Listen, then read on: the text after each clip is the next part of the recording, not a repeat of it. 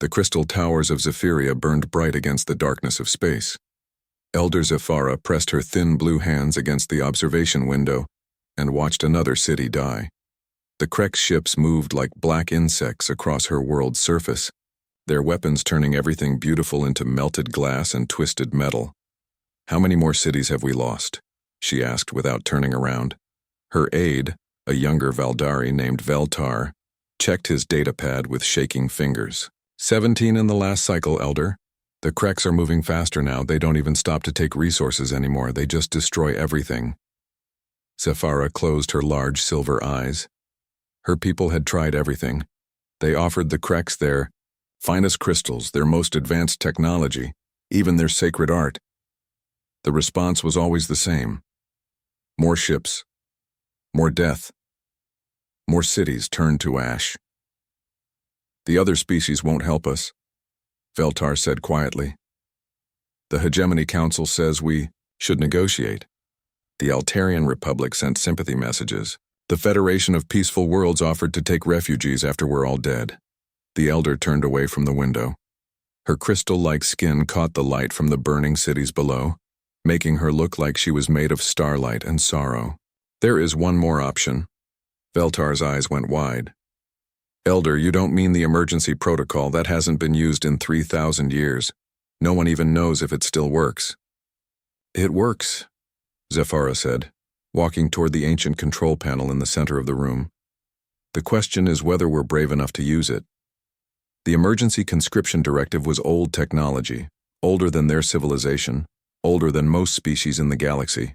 It was designed by the first galactic government as a last resort when peaceful solutions failed.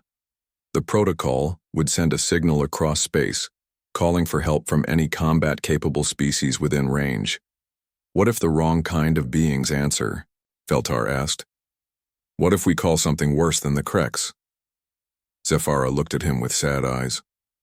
"Child, what could be worse than watching our entire people die while the galaxy watches and does nothing?" She placed her hand on the activation panel. The ancient machine hummed to life, its lights blinking in patterns that hadn't been seen for centuries.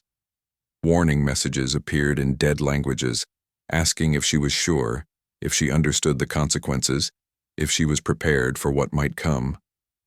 "I am Zephyra, last of the High Council of Valdari. My people are dying. We have tried peace. We have tried negotiation. We have tried surrender. Nothing works. I activate the emergency conscription directive and call upon any who can hear this message to help us in our darkest hour." The machine sent her words into space at faster than light speed, along with coordinates and tactical information about the Krex threat. Then it waited for an answer. Far across the galaxy, Captain Jake Morrison sat in his chair on the bridge of the UES Discovery. His ship wasn't built for war. It was an exploration vessel, designed to map new star systems and make contact with alien species. Morrison was a scientist first, a diplomat second, and a soldier only when he had no choice. "Captain, we're picking up something strange," said Lisa Park from her position at the science station. She was Morrison's chief science officer, a brilliant woman who could speak 12 alien languages and solve problems that made computers give up. "Strange how?" Morrison asked, standing up and walking over to her station. "It's a distress signal, but not like anything in our databases. The language is old, really old, and the signal is designed to activate automatic response protocols in any species that receives it." Morrison frowned. "What kind of response protocols?" Lisa worked at her console, running the alien message through every translation program they had. "Military response protocols, sir. This isn't just asking for help, it's demanding immediate military assistance from any combat-capable species in range." "Combat-capable?" Morrison laughed, but there was no humor in it. "Lisa, we're a science ship. We have exactly 4 security officers and 2 small patrol craft. We're about as combat-capable as a research station. Sir, the signal includes tactical data about the threat they're facing. Species called the Krex. They've already destroyed most of this civilization's worlds. From what I can tell, they're facing complete extinction." Morrison was quiet for a long moment. He thought about his orders, which were to explore and make peaceful contact with new species. He thought about his crew who signed up to discover new worlds, not fight alien wars. He thought about his family back on Earth who expected him to come home safely. Then he thought about an entire species dying while he sat in space and did nothing. "Open a channel to Earth Command," he said finally. "Priority 1. Tell them we've received an alien distress signal and we're going to investigate." "Sir? Shouldn't we wait for orders?" asked his first officer, Commander Alex Chen. "Alex, by the time we get orders from Earth, these people might all be dead. We're the closest ship, and they asked for help. Sometimes you have to do what's right, instead of what's safe." What Morrison didn't know was that the alien signal had done more than reach his ship. The emergency conscription directive was designed to spread itself through any communication network it touched. When the Discovery's computers automatically forwarded the message to Earth Command, the signal spread like wildfire through humanity's quantum communication system. On Earth, Admiral Kate Sullivan was eating breakfast when every alarm in Naval Command started screaming at once. On Mars, General Patricia Wong watched her tactical display light up with incoming priority messages. In the Alpha Centauri system, Colonel Miranda Foster's Special Operations Unit received deployment orders before she finished her morning coffee. The signal reached every human military installation in known space. It activated protocols that had never been used, calling up reserves and mobilizing fleets that had never worked together. It was designed to summon help from one species, but humanity's interconnected military network meant it had summoned all of them. On Zephyria, Elder Zephyra waited by her communication station. The Creks were 3 days away from her city. Her people had maybe a week left before their species joined the long list of civilizations the Creks had erased from existence. Then her console lit up with incoming signals. Not one signal. Hundreds of them. "Elder," Veltar said, his voice full of wonder and fear. "Something is answering." Admiral Kate Sullivan stood on the bridge of the UES Titan and watched space tear itself apart. Ship after ship dropped out of hyperspace around her flagship, their hulls gleaming with weapon arrays and armor plating. She had seen big fleets before, but nothing like this. "Admiral, we now have 2,843 vessels in formation," reported her communications officer. "More are still arriving." Kate nodded, trying not to show her amazement. When Earth Command received the alien distress signal, they had acted faster than anyone thought possible. Every available ship from every human colony had been called to this distant star system. Exploration vessels, cargo haulers, mining ships, and military craft all flying together toward an alien world none of them had ever heard of. "Any word?" "From the aliens who sent the signal?" Kate asked. "Yes, ma'am. They're requesting permission to come aboard. Says they want to meet their rescuers." Kate almost smiled. The poor aliens probably expected a small relief force, maybe a few dozen ships, at most. Instead, they got the largest human fleet ever assembled. "Grant permission, have them dock in Bay 7. The Valdari shuttle was small and beautiful, made of the same crystal material as their cities. It looked fragile next to the massive human dreadnought surrounding it.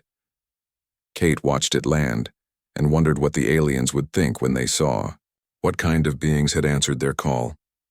Diplomat Veltar stepped out of the shuttle first, followed by Elder Zephyra and 2 other Valdari officials. They moved carefully, their crystal-like bodies catching the light from the docking bay's overhead lamps. Kate could see they were nervous. She didn't blame them. "Welcome aboard the Titan," Kate said, extending her hand in greeting. "I'm Admiral Sullivan, commanding the human relief fleet." Veltar stared at her outstretched hand for a moment before cautiously taking it. His hand felt cold and smooth, like touching polished stone. "I am Veltar, diplomatic representative of the Valdari people. We did not expect so many ships." "How many did you expect?" Kate asked as she led them toward the briefing room. "Perhaps 20 or 30, maybe 50 if we were fortunate." Kate stopped walking.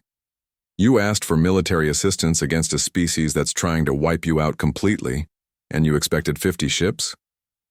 Elder Zephyra spoke for the first time, her voice soft and musical. "Admiral Sullivan, we have never seen a military force larger than 100 vessels. In our galaxy, wars are small affairs. A few ships, careful battles, negotiated settlements. What you have brought here is unimaginable. They entered the briefing room where Captain Jake Morrison was waiting with several other human officers. Kate had brought Morrison because he was the first to receive the distress signal, and because he was better at talking to aliens than most military officers. "These are some of my senior staff," Kate said. "Captain Morrison, who first received your signal. General Wong, our ground forces commander. Colonel Foster, special operations. Commander Chen, fleet tactical coordinator." The Valdari looked around the room with growing unease. The humans were all taller than them, broader, built like they came from a world that didn't make things easy. Even worse, they moved like predators, alert and ready for violence at any moment. "Tell us about your world," Morrison said gently, trying to put the aliens at ease. "What's it like?" Veltar seemed grateful for the question. "Zephyria is beautiful. Warm seas, gentle winds, crystal, formations that sing in the breeze. Our cities are grown, not built, shaped from living crystal that responds to our thoughts and needs." "Sounds peaceful," General Wong said. "Very peaceful. We have had no wars for over 3,000 years. No crime, no violence. We spend our time creating art, exploring philosophy, and tending to our crystal gardens." The human officers exchanged glances. Kate could see what they were thinking. A species that had forgotten how to fight, facing an enemy that lived for nothing but destruction. "What about your military?" Colonel Foster asked. The Valdari looked confused. "Military? Your armed forces. Soldiers. People trained to fight. We have security personnel who help with accidents and emergencies. But fighting? We don't do that." The silence in the room was uncomfortable.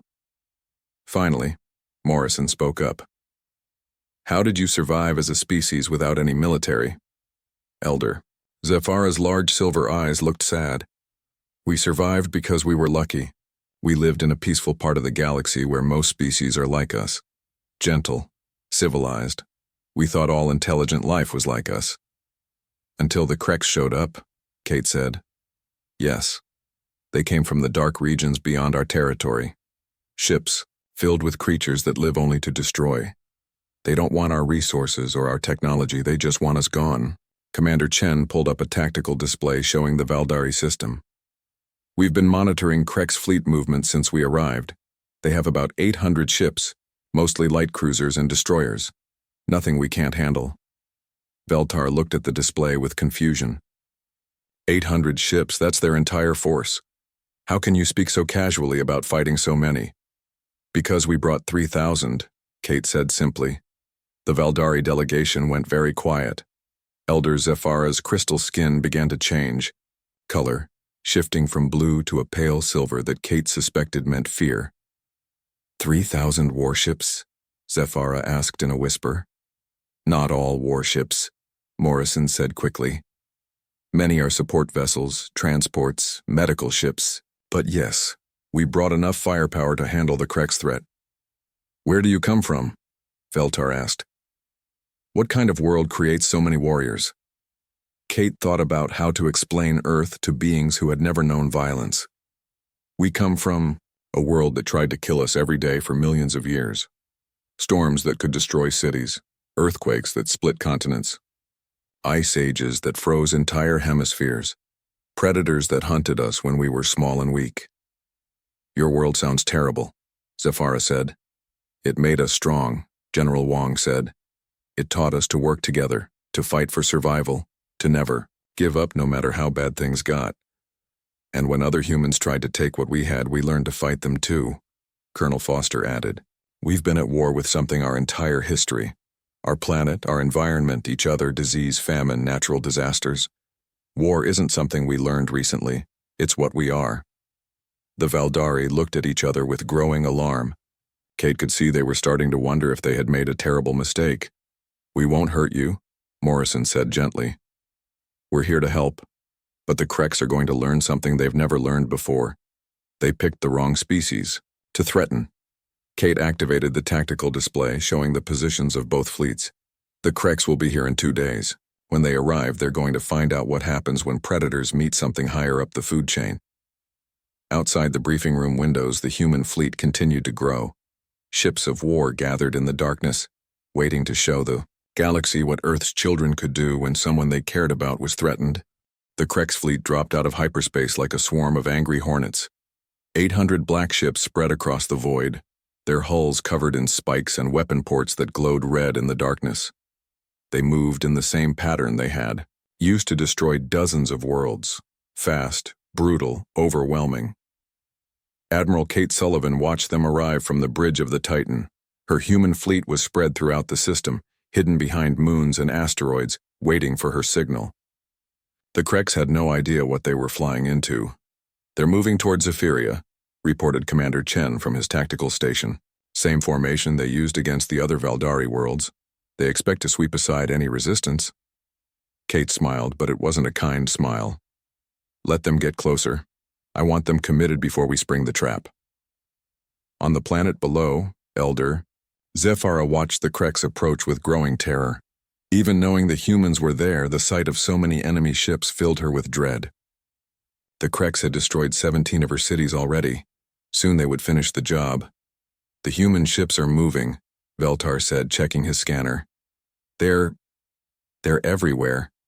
The human fleet revealed itself all at once. Ships appeared from behind every moon, every asteroid, every hiding place in the system. The Krex found themselves surrounded by 3 times as many vessels as they had ever faced before.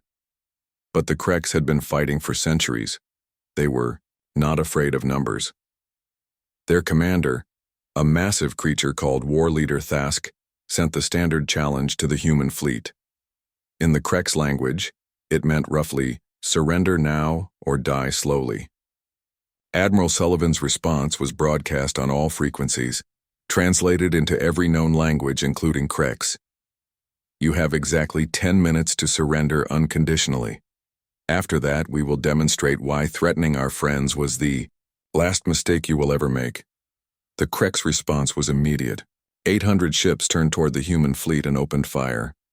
What happened next would be studied in military academies across the galaxy for the next 1,000 years.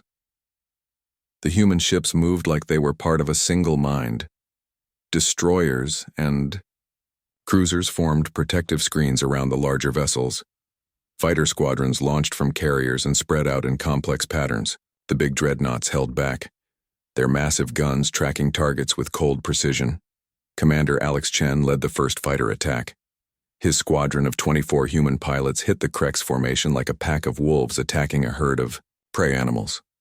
The Krex had never seen anything like human fighter tactics. Most species flew straight at their enemies, trading shots until someone died. The humans were different. They attacked from multiple angles, used the system's asteroid field for cover, and worked together with deadly efficiency. Chen's pilots had trained for years in Earth's harsh atmospheric conditions. Flying in the vacuum of space felt easy after learning to fight in hurricanes and ice storms. "Fox leader to all fighters," Chen said over the radio. "Remember your training. These things have been bullying peaceful species for too long. Time to show them what real predators look like." The Krex tried to respond with their standard overwhelming attack, but the human fleet was ready. General Patricia Wong had studied every battle the Krex had ever fought. She knew their patterns, their weaknesses, their preferred tactics. "All ships execute Plan Thunder," Wong broadcast to the fleet. The human ships moved in a coordinated dance of destruction. While the fighters kept the Krex formation busy, the cruisers and destroyers hit them from the flanks. The big dreadnoughts waited until the enemy was completely engaged, then struck with weapons that could crack planets. On Zephyria, the Valdari watched in amazement and growing horror. This wasn't the kind of careful, limited warfare they knew about. This was something primal and terrible, like watching a force of nature unleash itself on their enemies. "They're not just fighting," Elder Zephyra whispered. "They're hunting." The Krex began to realize they were in serious trouble. These humans didn't fight like any species they had encountered. Most civilized races tried to minimize casualties, avoid unnecessary destruction, leave room for negotiation. The humans seemed determined to destroy every single Krex ship in the System. War Leader Thask tried his species' traditional terror tactic. The Kreks captured a Valdari transport that had been trying to evacuate civilians. They broadcast the torture of the crew, expecting the humans to back down rather than watch. Innocents suffer. It had the opposite effect. Colonel Miranda Foster had been waiting for her chance to join the battle. Her special operations teams were trained for exactly this kind of situation. Within an hour of the broadcast, Foster's commandos had boarded 3 Kreks ships using stealth technology the aliens couldn't detect. The rescue mission became a nightmare for the Kreks. Human soldiers moved through their ships like ghosts, appearing from ventilation shafts and maintenance tunnels, striking without warning. The Kreks had thick armor and powerful weapons, but they had never faced an enemy that could disappear into the walls of their own ships. Target acquired, Foster reported as her team surrounded the Kreks torture chamber. Hostages secured, beginning extraction. But the humans didn't just rescue the Valdari prisoners. They hunted down every Kreks officer involved in the torture, and the ones who gave the orders, and the ones who stood by and watched. When they were done, 3 Kreks command ships were drifting hulks filled with terrified survivors who would never forget what happened when humans got angry. The tide of battle turned completely. The Kreks fleet, which had conquered dozens of worlds, began to break apart under the relentless human assault. Ships tried to retreat, only to find human vessels waiting for them at every escape route. Admiral Sullivan had planned this battle like a chess master, thinking dozens of moves ahead. Every Krek ship was accounted for, every escape route blocked, every tactical option anticipated and countered. Admiral, Commander Chen reported, "The Kreks are requesting a ceasefire. They want to negotiate." Kate looked at the tactical display, showing the burning remains of the Kreks fleet. Less than half their ships were still functional, and those were badly damaged. Around them, the human fleet maintained perfect formation, weapons still locked on target. "Tell them we'll accept their unconditional surrender," Kate said. "Complete and immediate. No terms, no negotiations, no mercy for war crimes." The response came back within minutes. The Kreks refused. They would rather die fighting than surrender to what they saw as inferior beings. Kate nodded as if she had expected this answer. "Very well. All ships resume firing. No survivors." On Zephyria, Elder Zephyra watched the final phase of the battle with growing understanding. These humans hadn't come just to drive off the Kreks. They had come to make sure the Kreks would never threaten anyone ever again. It was terrifying. It was brutal. It was exactly what her people needed. The last Krek ship died in a ball of fire and twisted metal.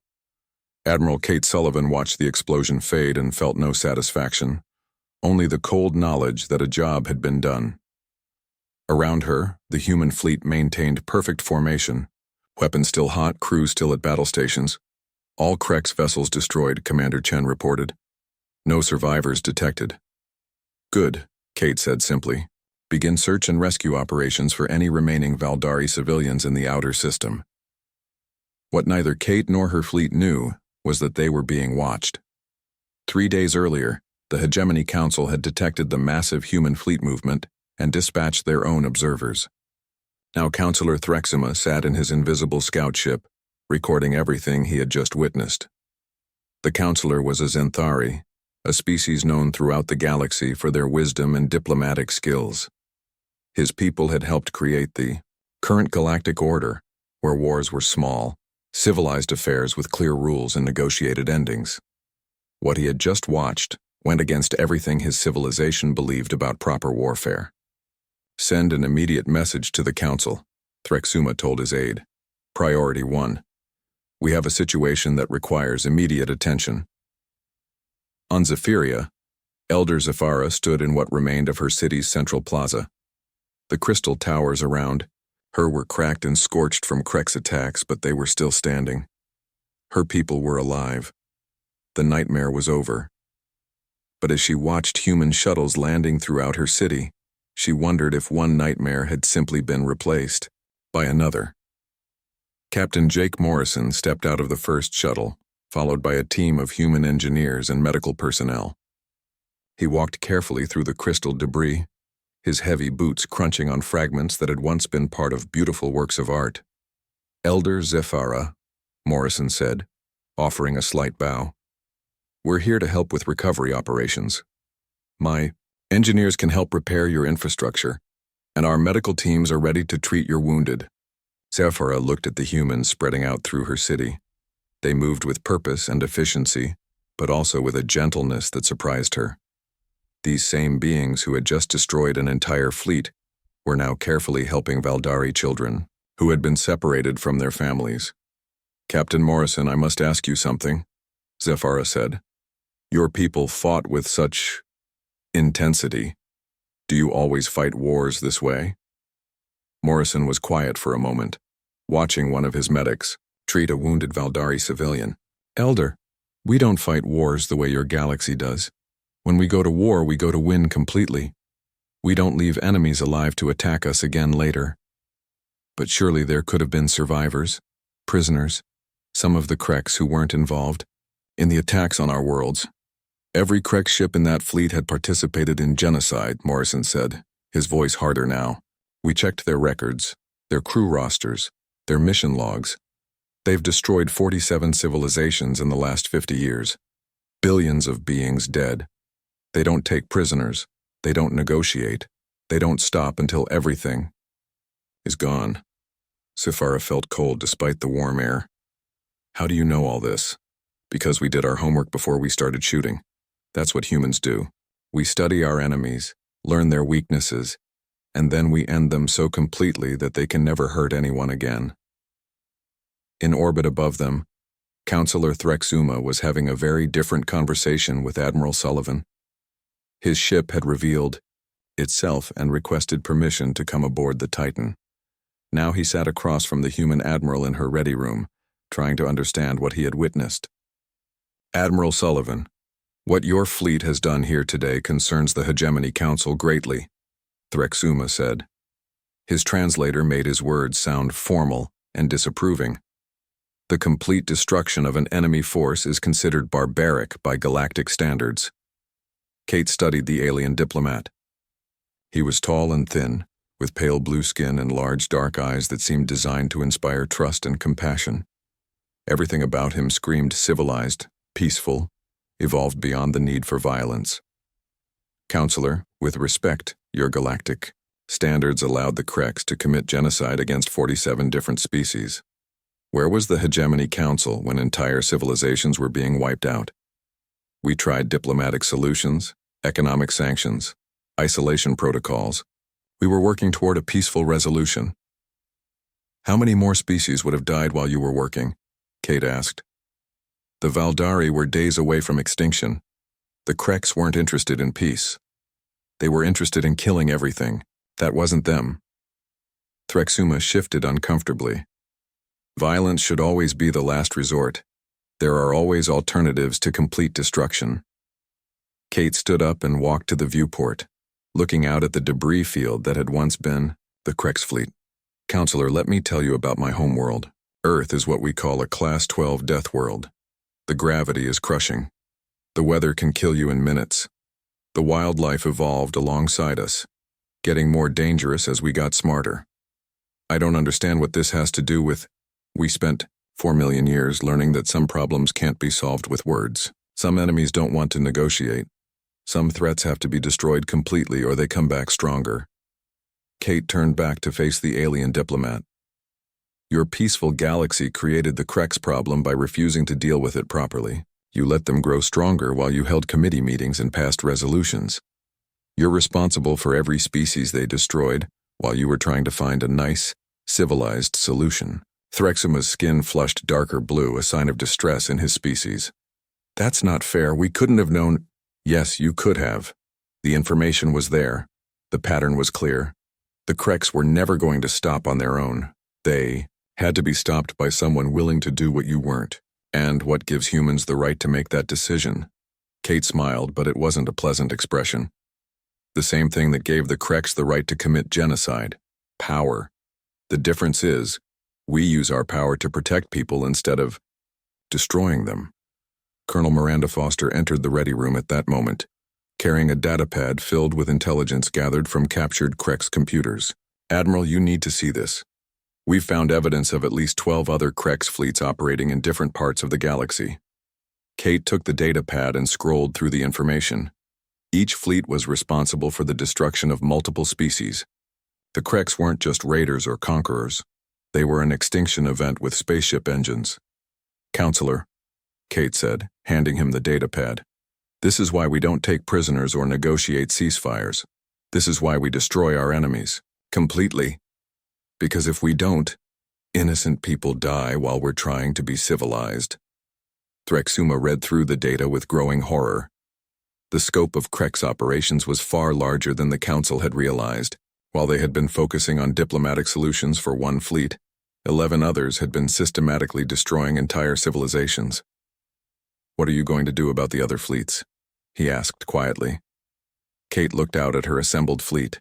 3,000 ships crewed by humans who had traveled across the galaxy to help people they had never met. "We're going to find them, all of them. And we're going to do what your council should have done years ago. The hegemony won't allow it. This kind of military action goes against everything we stand for." "Then maybe it's time for the galaxy to stand for something different," Kate said. "Maybe it's time to stand for the idea that genocide is wrong no matter who commits it. And maybe it's time to admit that sometimes the only way to protect innocent life is to be willing to take guilty life."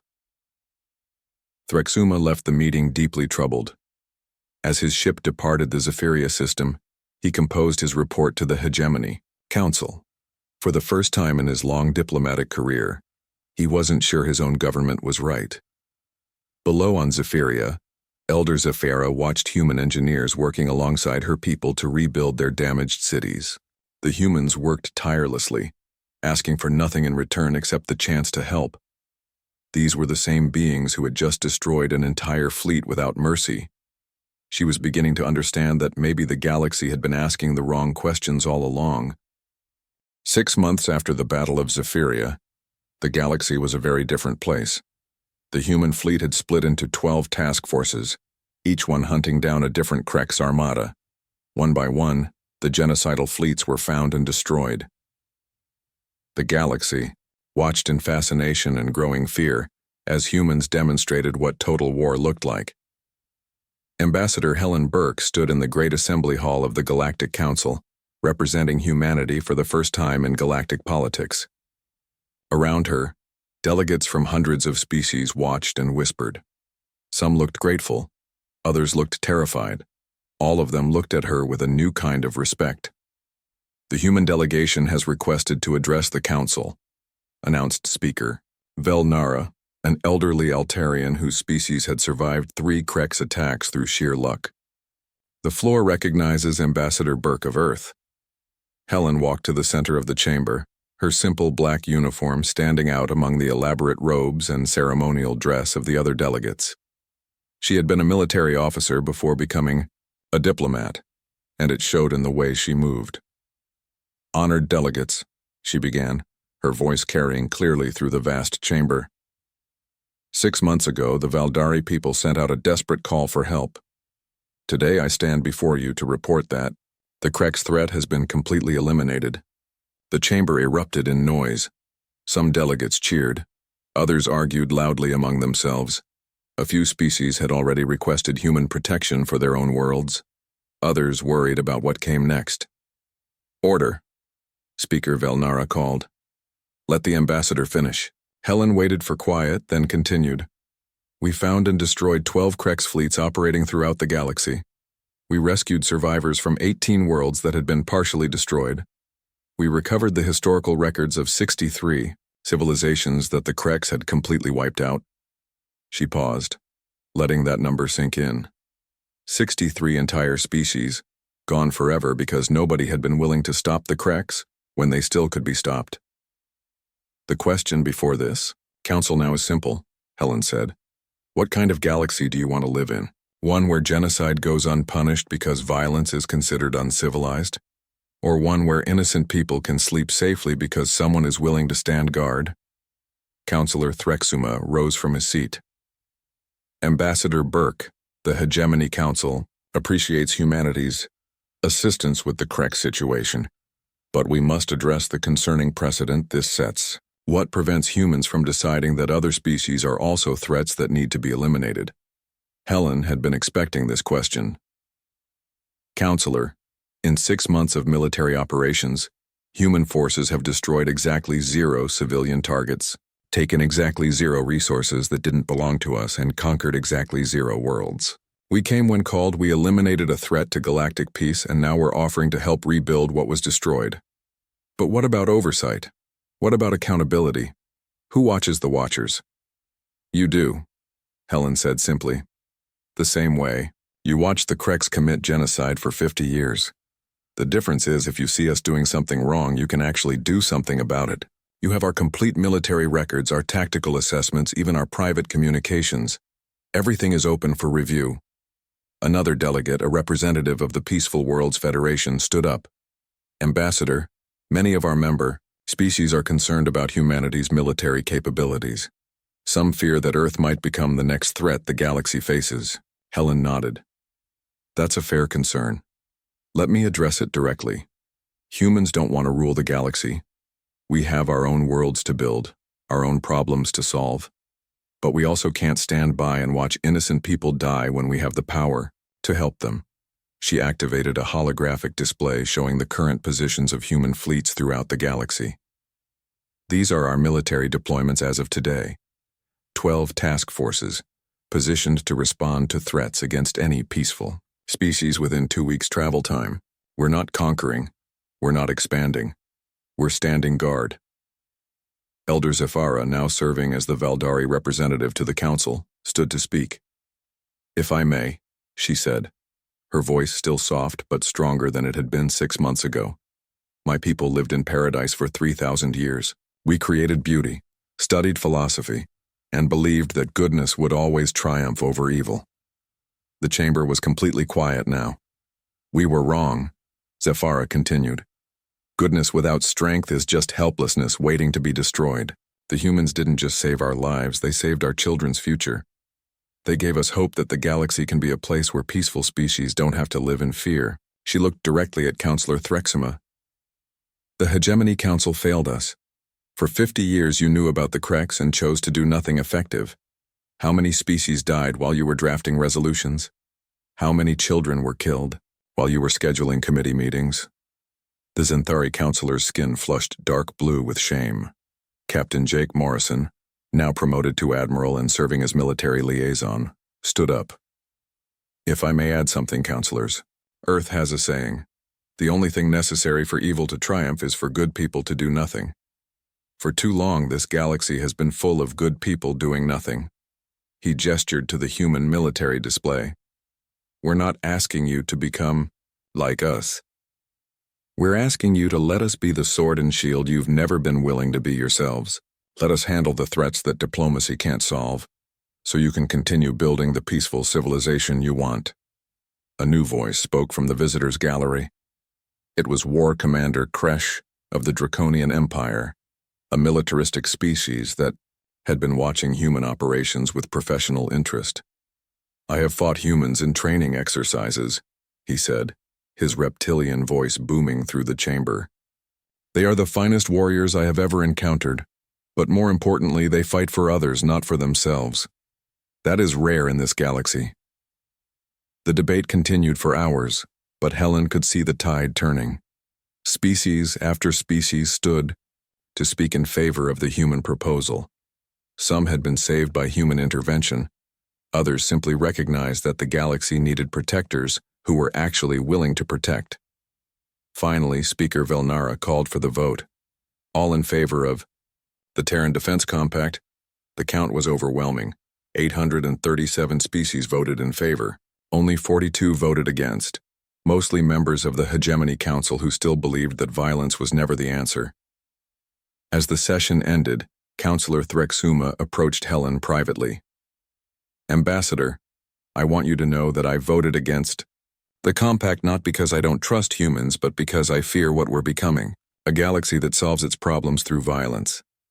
Helen looked at the old diplomat with something like pity. Counselor, we're not solving problems through violence. We're using violence to stop other people from creating problems. There's a difference. Is there? How do we know where one ends and the other begins? Because we'll tell you, Helen said. Because we'll show you. Because unlike every other military power in galactic history, we're choosing to be accountable to people we could easily conquer. She walked away, leaving Threxuma alone with his doubts. 3 weeks later, Admiral Kate Sullivan stood on the bridge of the Titan, reading the latest intelligence reports. The galaxy was quieter now. Pirates thought twice before attacking merchant ships. Warlords considered the consequences before starting wars. Peaceful species slept better knowing that if something terrible threatened them, help was only a quantum signal away. It wasn't perfect. There were still conflicts, still problems that couldn't be solved with weapons. But for the first time in galactic history, evil had to consider the possibility that good might fight back. Kate's communication officer interrupted her thoughts. Admiral, we're receiving a distress signal from the Kepler sector. Unknown hostile forces attacking civilian targets. Kate smiled grimly. All ships set course for Kepler, maximum speed.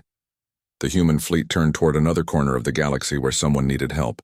They were Earth's children, children of a world that had taught them to be strong.